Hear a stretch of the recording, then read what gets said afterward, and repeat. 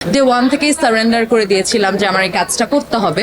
আমার জন্য জার্নিটা অনেক বেশি ফ্ললেস ছিল, অনেক বেশি স্মুথ ছিল। নাবিল আপুর সাথে আমার কোনো সিন করার সুযোগ হয়নি, নাজিবার সাথেও আমার কোনো সিন করার সুযোগ হয়নি। এই চরিত্রটা লাবণ্য দাসের সাথে কম্পাইল করে আমাকে দেয়া হলো, তখন আমার কাছে মনে হয়েছিল যে আমাকে দিয়ে হয়তো এতটা রাফনেস আমার চোখে হয়তো আনা সম্ভব হবে না একটা সময়ে গিয়ে।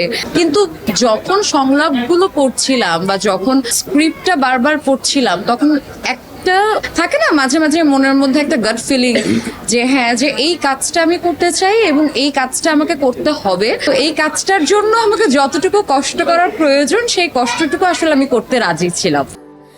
স্যান্ডেলিনা সো, রূপচর্চায় আভিজাত্য।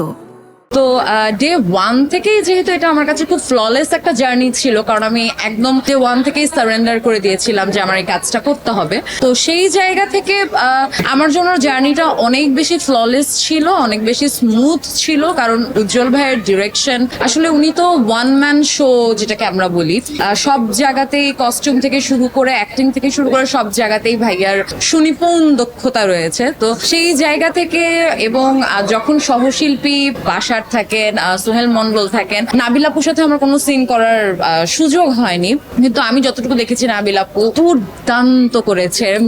নাজিবার সাথেও আমার কোনো সিন করার সুযোগ হয়নি, নাজিবা চমৎকার করেছে। এই দুটো শব্দ আমার কাছে যিনি কথা বলছেন উনিও দুর্দান্ত করেছেন। Thank you so much.